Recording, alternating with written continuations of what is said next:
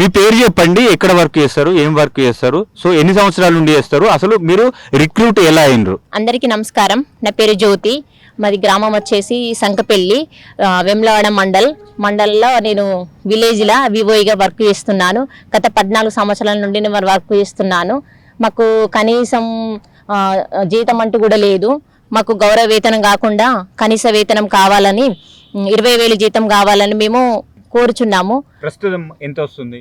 ప్రస్తుతానికి మాకు స్టార్టింగ్ మాత్రం ఎలాంటి జీతం లేదు. 250 నుండి మొదలు పెడితే మాకు బీఆర్ఎస్ ప్రభుత్వం వచ్చిన తర్వాత ఒకసారి 900 పెంచినారు, మరి 1100 పెంచినారు. మొత్తం కలిపి 5,000 వేతనం చేసినారు. ఆ వేతనం కూడా మాకు మా సొంత ఖాతాలకు కూడా రావు.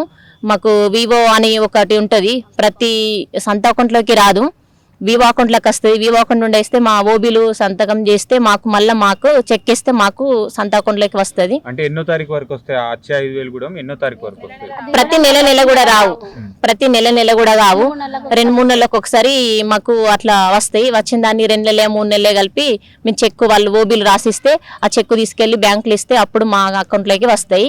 మాకు కావాల్సింది ఏంటంటే మేము చేసిన ఇన్ని ప్రభుత్వంలో కావలసిన ప్రతి పనిలో మేము ఇన్వాల్వ్ అయి ఉంటాము.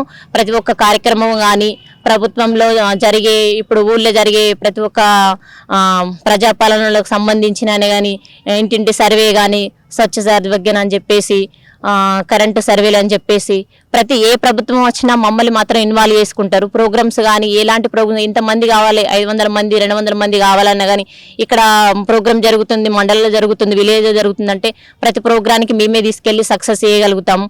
కానీ మాకంటూ ఎలాంటి గుర్తింపు లేదు. అందులో కూడా మమ్మల్ని గుర్తించే వాళ్ళు కూడా లేరు. వరకే మా ఉంది.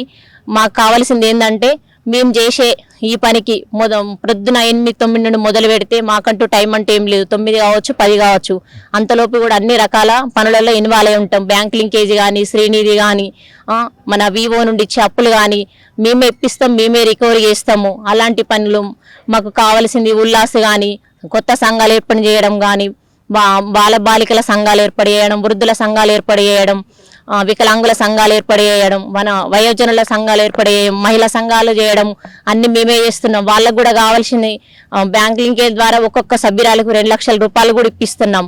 2 లక్షల రూపాయలు ఇప్పిస్తే వాళ్ళకు ఎంటర్ప్రైజెస్ కింద చెప్పి షాపులు కానీ వాళ్ళకి ఏదైనా పర్పస్ కూడా ఇప్పించి వాళ్ళకు ఒక ఉపాధి కల్పిస్తాం. ఉపాధి నుండి వాళ్ళకు చేయించుకున్నందుకు వాళ్ళకు రిక్వైర్మెంట్ కూడా వస్తుంది. ప్రతి నెల బ్యాంక్ లింకేజ్ పట్టుకోగలుగుతారు. కాకపోతే మేము చేసిన ఈ వర్క్కు మాకు వచ్చే 5,000 జీతానికి మేము తీసుకున్న 2 లక్షల బ్యాంక్ లింకేజ్కి 6,000 రూపాయలు కూడా కట్టుకోలేని పరిస్థితిలో ఉన్నాం.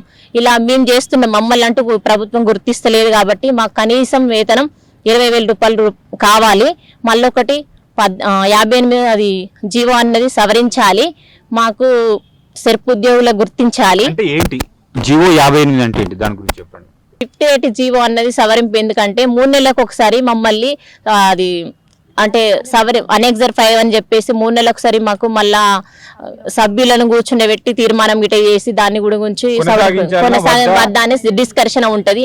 దాని ద్వారా కూడా మాకు ప్రాబ్లం ఉంది, డిస్కషన్ ఉంది. అందుకే అందులో 58 జీవోలు కూడా సవరింపు ప్రకారం మీకు ఉద్యోగ భద్రత లేదు. ఈ టెంపరరీ చేసే ఉద్యోగమైనా భద్రత లేదు.